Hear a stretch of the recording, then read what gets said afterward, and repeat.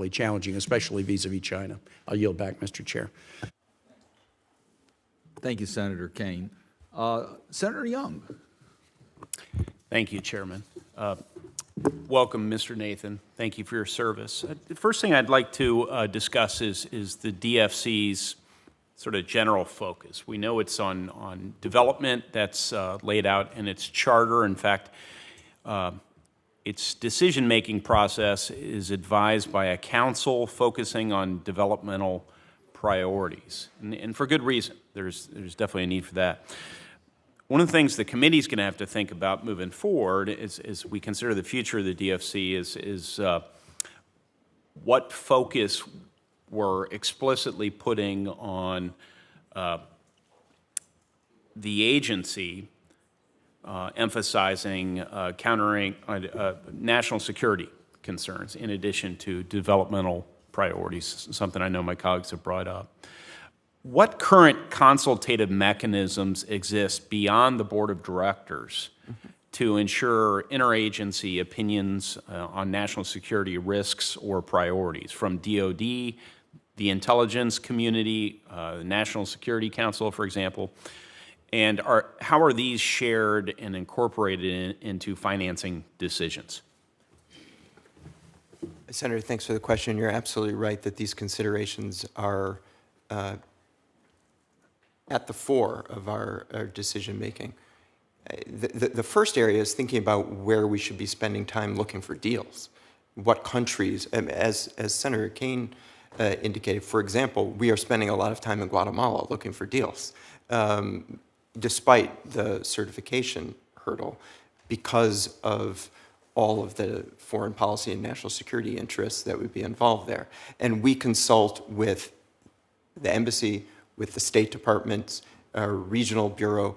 The intelligence community is very important in certain circumstances for thinking about where our strategic competitors might also be focusing. Is there a formal consultative process or protocol that DFC goes through to try and prioritize these different countries? You know, there is a lot of consultation. It is not a formal process. So, okay. Yeah. And perhaps would one make sense, or do you feel like a more flexible?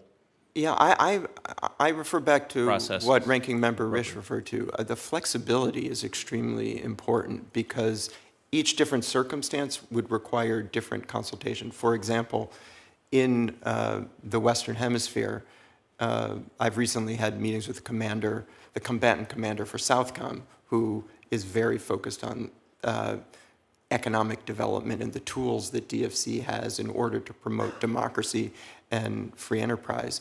That's extremely valuable. But in other combatant commands, it might not be as relevant. Sure. So I think we need to be able to use the tools that are within the interagency and across the government for the correct circumstances. So, but I want to assure you that consultation and gathering information and doing this analysis is a central part of our work.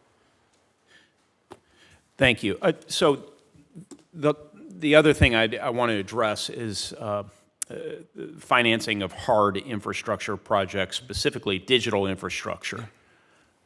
Something I'd like to see in this space is the funding for strengthening digital infrastructure, like DFC support to the Africa Data Center's new facility in Kenya. These secure and reliable networks, I think, are going to have to be a priority. And you're taking some actions in this area, but we can't limit this priority to basic advisory opinions or technical support. Given limited time here, about 40 seconds, would you please comment on what DFC is doing to support grid development, in particular microgrids, and how you're coordinating that development financing with complementary bodies, MCC, U.S. Trade Development Agency, Cyberspace and Digital Policy Bureau at the State Department, et cetera? Well, thanks for the question. And first, I completely agree with you on the digital infrastructure front. We've had recent success in that area.